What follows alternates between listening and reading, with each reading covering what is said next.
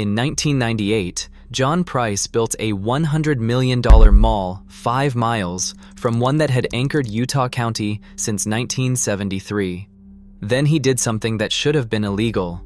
He called JCPenney, the anchor tenant that community had shopped every Saturday for 25 years, and offered them 20% more floor space and a lease structure designed to lock them in for 2 decades. JCPenney left. The old mall was supposed to die. Price sold everything to General Growth Properties for $1.1 billion and became the United States ambassador to Mauritius. Then General Growth collapsed in bankruptcy. His mall changed hands twice. It is being demolished for apartments right now. The mall he stripped? It is the largest tax generator in Utah County. Here is exactly how Price built a machine that killed itself. Here is why the mall he robbed outlasted him. And here is who quietly profited from the collapse every step of the way. To understand what was taken, start with what was already there. University Mall opened in Orem, Utah in March of 1973. Woodbury Corporation, a 4th-generation family real estate company, built it and never sold it. The company that opened the doors in 1973 would still own the property in 2026. That continuity is not a minor detail. It is the mechanism that explains everything that happens later. The west anchor was ZCMY, a department store that had operated in Utah since 1868. The east anchor was JCPenney, 2 major retail chains positioned at either end of a property with 1.5 million square feet on a 120-acre site. Between them, more than 100 smaller tenants paid rent calibrated to one shared assumption that both anchors would stay. On a Saturday afternoon in the early 1980s, the corridor between those 2 stores felt like the center of everything in Utah County. The food court ran past a fountain. Past the fountain was the straight line of smaller retailers leading to the JCPenney at the far end. The pretzel cart sat near the entrance. The arcade was 1 floor down. The place smelled like a mall, that particular mix of soft pretzels and new carpet and the warmth of a food court at full capacity. Families drove in from Provo, from Springville, from towns 30 miles south where nothing comparable existed. University Mall was not convenient for most of the valley. It was the destination. A man named Rob Callis started working there in 1974, the year after it opened. He would still be there 52 years later. By 1990, the property was generating more commercial tax revenue than any other site in Utah County, not because of any single anchor store, but because of the structure that held all of them together. The anchors drew foot traffic. The foot traffic justified the rents charged to the inline tenants. The rents funded the property funded the county. In 1974, Woodbury ran University Mall with 9 employees. By the mid-1990s, that number had grown past 500. JCPenney held the East End for 25 years. In commercial real estate, an anchor that holds that long is not a tenant. It is part of the architecture. Then someone started looking at a piece of land 5 miles south. John Price ran JP Realty Incorporated, a Salt Lake City real estate investment trust with 18 regional malls across 10 western states. In 2001, JP Realty Incorporated reported revenue of $144.4 million. Mall occupancy across its portfolio was 83%. That level was a warning sign for a mall portfolio. A vacancy rate approaching 20% means unrentable space, declining foot traffic, and leases expiring without renewal. In June of 1998, Price broke ground on Provo Town Center, a $100 million enclosed mall on 63 acres on the south edge of Provo. Local coverage at the time described a $100 million indoor mall project in South Provo. The whole idea was to make it the dominant retail destination in Utah County. The problem was that University Mall already held that position 5 miles north, owned by a family that had been there for 25 years and had no plans to leave. To make his new building viable, Price needed JCPenney. He offered the chain 20% more retail floor space than it then held at University Mall, and a newly built space constructed to its specifications. JCPenney accepted. Price also tried to pull ZCM1 from the older mall. He sued Orem City in a failed effort to relocate the West Anchor into his new building. JP Realty Incorporated lost. ZCMI stayed. In October of 1998, JCPenney relocated from University Mall to Provo Town Center. The tenant that had held the East End since the building opened, 25 years earlier, was gone. What JCPenney moved into was a building structured around a 20-year lease with anchor-dependent CO-tenancy provisions embedded across the property's tenant agreements. The language varies from contract to contract, but the logic is the same in every mid-tier mall in the country. If a named anchor vacates, the smaller tenants earn the right to reduce their rent by 25 to 75%, or in some cases, to walk out entirely. A jewelry kiosk next to a JCPenney and a jewelry kiosk in an empty corridor are not the same business. The clause exists because the anchor's presence is the reason anyone signed. Nobody questions the clause when the anchor is staying. The clause only matters when it fires. Provo Town Center opened in October of 1998. Amazon had not yet sold a piece of clothing. If you have grown up going to a mall and never heard this mechanism explained, you are watching the right channel. Price would not be there when the architecture failed. He was already planning his exit. On March 4, 2002, General Growth Properties announced the acquisition of JP Realty's mall portfolio for $1.1 billion. The deal transferred 18 regional malls, including Provo Town Center, from JP Realty to General Growth Properties. The terms were $524 million in cash, $460 million in assumed debt, and $116 million in preferred units. Shareholders received $26.10 per share, a 6.8% premium over the prior close. At the time, General Growth Properties owned approximately 120 regional malls, with a portfolio valued at roughly $10 billion. It was one of the largest mall companies in the country. The acquisition closed in July 2002. John Price accepted an appointment as United States Ambassador to Mauritius. He had built a $100 million mall in a market that already had an established competitor, sold the portfolio for $1.1 billion, and left.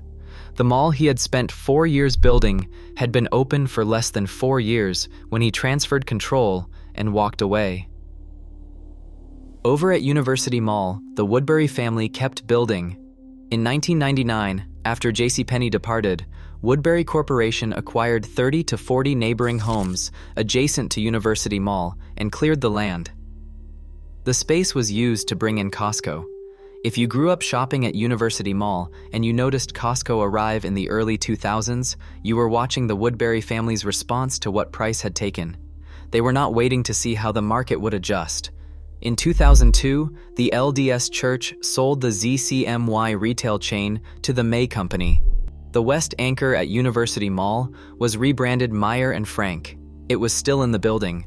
General Growth Properties had inherited a Provo Town Center operating in a market that already had a dominant alternative 5 miles north. The inline tenants were still subject to CO-tenancy provisions that would activate the moment an anchor left. Sears occupied the south end. Dillard's held the north. JCPenney, the anchor Price had recruited, still operated in the space built for it. The two malls sat in the same county, drawing from the same population. One was owned by a family that had operated it for 30 years and was buying neighboring land to expand. The other had just been transferred to a national real estate investment trust as one asset in an 18-property deal. General Growth would file for bankruptcy in 2009. The Woodbury Corporation would not. In April of 2009, General Growth Properties filed for Chapter 11 bankruptcy protection. At approximately $27 billion in debt, it was the largest real estate bankruptcy in American history at that time. The filing covered 158 malls across the country. Provo Town Center was one of them. This is worth pausing on. A mall in a federal bankruptcy estate is not managed for its future, it is managed for its creditors. The entity overseeing the reorganization process collects fees on the assets it administers. Every month, the property sits in limbo, those fees accrue, regardless of what happens to the building itself. There is no financial incentive to make long-term capital investments in a building that creditors want resolved. The incentive is to process the loss and move on. For 7 years, from the 2009 filing to Brixton Capital's acquisition in 2016, Provo Town Center operated under that math. The mall stayed open, the anchors were still there, but nothing was being invested in the building's future. Over at University Mall, the Woodbury Corporation kept building. In 2006, Macy's acquired the May Company. The Meyer and Frank at University Mall became a Macy's. Different name, same building, still open. In 2008, Mervyn's, which had anchored the north end of University Mall since 1981, filed for liquidation and closed every remaining location. Woodbury left the space vacant, then demolished it in 2015 as part of the redevelopment plan. In 2014, University Mall was renamed University Place. In 2015, Woodbury Corporation announced a $500 million revitalization. Office buildings, hotels, residential apartments, a 2-acre outdoor green space with a show fountain, a tennis facility, additional parking structures, and restaurant corridors. The word mall was gone from the name. The property was expanding from a retail center into something that functioned like a small city. The plan called for up to 5 office buildings and enough residential density to anchor the corridor between Brigham Young University and Utah Valley University. At the same moment, Provo Town Center was in the middle of a federal reorganization, proceeding with no long-term ownership and no plan. Provo Town Center, same county, same decade, same. One property was announcing $500 million in new investment. The other was being held in administrative limbo by a process that had no financial interest in what happened to the building after the creditors were paid. The sequence was not over, it was waiting. In July of 2017, Sears closed at Provo Town Center. By that point, Sears had been shutting stores across the country in batches for years, working through a long contraction that had begun before the financial crisis and never reversed. The south end of Provo Town Center went dark. Sears closed. When Sears left, the co-tenancy clauses in surrounding leases kicked in. Tenants whose agreements referenced Sears as a named anchor earned the right to reduce their rent. Some did. Others used the departure as a trigger to renegotiate or exit entirely. The income flowing into the property changed. Net operating income dropped. The sequence was the same one that had run at Crystal Mall in Waterford, Connecticut, and at Pittsburgh Mills in Pennsylvania, where 1 million square feet of enclosed retail sold for $100 in 2017, and at hundreds of other mid-tier enclosed malls across the country. The specific geography was Utah County. The mechanism was not. In January of 2020, Dillard's announced it would leave Provo Town Center. The chain wasn't going out of business. It was moving to University Place. That same month, Woodbury Corporation broke ground on the new building that would house Dillard's 5 miles north. Roughly a year and a half later, Dillard's opened at University Place. JCPenney filed for Chapter 11 bankruptcy protection in May of 2020. The company closed more than 150 stores through the restructuring. The Provo Town Center location survived.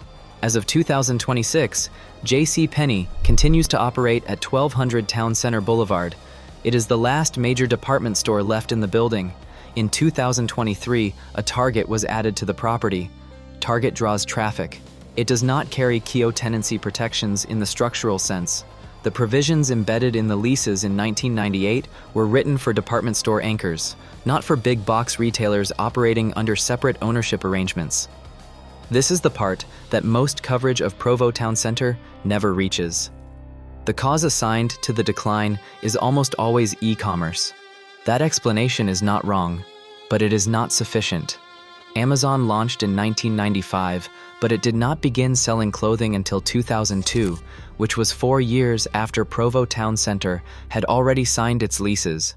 The mechanism that made the property vulnerable to anchor departure was not created by the internet. It was created in 1998 in a lease office in Salt Lake City by a developer who needed JCPenney to justify a $100 million investment. The problem was built into the lease terms from the start.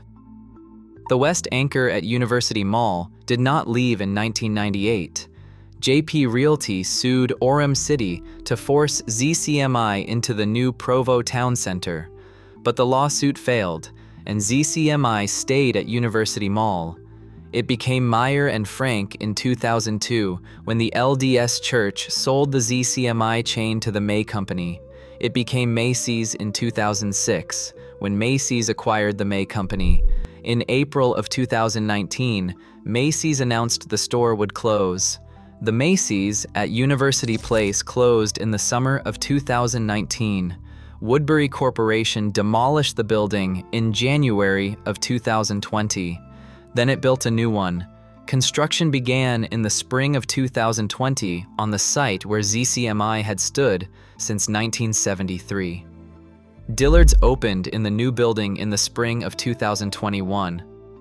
Woodbury had not waited for a replacement anchor to present itself. It demolished the existing structure, built what the incoming anchor required, and opened the doors. The west end of University Place now holds a Dillard's in a building that did not exist 5 years ago, on a site that has been under continuous commercial operation since 1973. Current anchors at University Place are Dillard's, R.C. Willey, Al's Sporting Goods, and Costco, which has operated there since 1999. As of 2026, the property employs more than 1,100 people. In 1974, University Mall had 9 employees. Rob Callis retired on January 15, 2026. He had worked at the property for 52 years, longer than most of the tenants had been in business.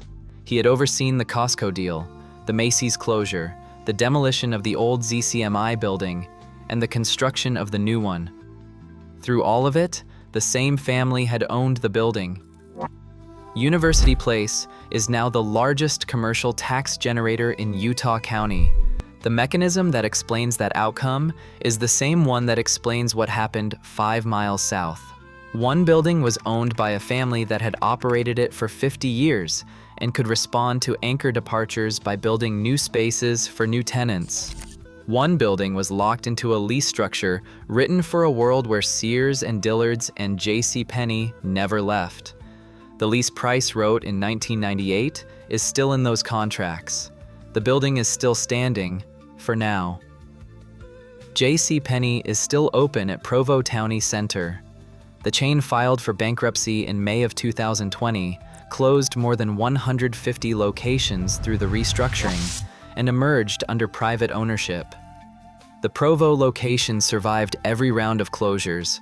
As of March of 2026, JCPenney operates in the space built for it in 1998, a larger footprint than what it had at University Mall 5 miles north. It is the last major department store still operating in a building where the other original anchors are gone, and the property has been approved for residential conversion. Brixton Capital and PEG companies have approval to redevelop the site into approximately 80 townhomes and 1,300 apartments. Demolition of the non-anchor retail portions began in March of 2026. JCPenney is still open while the rest of the property gets torn down around it. This next part is the part that most coverage of Provo Town Center never reaches. Brixton Capital acquired Provo Town Center in 2016, more than a decade after it had opened, and 7 years into its time in a General Growth Properties bankruptcy estate. The acquisition price has not been confirmed in public filings, but the arithmetic works the same way regardless of the specific number. A company that acquires a distressed mall at a fraction of its construction cost does not need the building to perform like a mall. It needs to generate enough residual income to cover carrying costs While the residential conversion plan moves through approvals, the nail salon is still paying rent, the phone repair kiosk is still paying rent, the food court anchor is on a holdover lease. Every remaining tenant generates income on an acquisition that cost a fraction of what John Price spent to build the place. The CO tenancy provisions that destroyed Provo Town Center's value for a bond fund created the acquisition opportunity for the buyer who came after. Different math, same building, same concrete. The question that raises is the same one Crystal Mall raised in Connecticut and Pittsburgh Mills raised in Pennsylvania. Is that market correction functioning as designed? Or is it structural exploitation of a retail landscape that was already wounded by the decisions made in 1998? Both sides have serious evidence. What is not debatable is that the mechanism creates the opportunity, and the opportunity has been taken. The anchor deal John Price executed in 1998 was legal. Woodbury Corporation had no contract that prevented JCPenney from leaving. JCPenney had no obligation to stay. JP Realty committed no fraud. Price built a mall, recruited a tenant, sold the portfolio for $1.1 billion, and accepted a federal appointment. Every party consented. The co-tenancy provisions that fired when the anchors left were not loopholes. They were the contractual right that every inline tenant had negotiated for. The California Supreme Court confirmed in December of 2024 that substitute rent paid under a co-tenancy clause constitutes valid alternative performance. That kind of clause is not a flaw in the lease structure. It is the lease structure. His mall is being converted to apartments. The family whose anchor he took has owned the competing property continuously for 53 years. They rebuilt the west anchor after Macy's left. They replaced the east anchor after JCPenney left. They announced $500 million in new investment when the industry was writing off the enclosed mall format entirely. They still own the building. Their general manager worked there for 52 years. The question this raises is not about legality. The question is about what the mechanism produces when every actor makes a rational decision inside a system that was not designed for the conditions that arrived. Price did not intend to build a mall that would be demolished. JCPenney did not relocate in order to strand the building it left behind. The co-tenancy provisions were not written to fire. The system produced the outcome anyway. The mall built to compete with University Place did not replace it. It confirmed it. The co-tenancy clause that ran in Provo Town Center's inline leases also ran in a separate set of agreements signed by every food court tenant in every mid-tier mall in the country. That clause is different from this one. The consequence was the same. That story is next.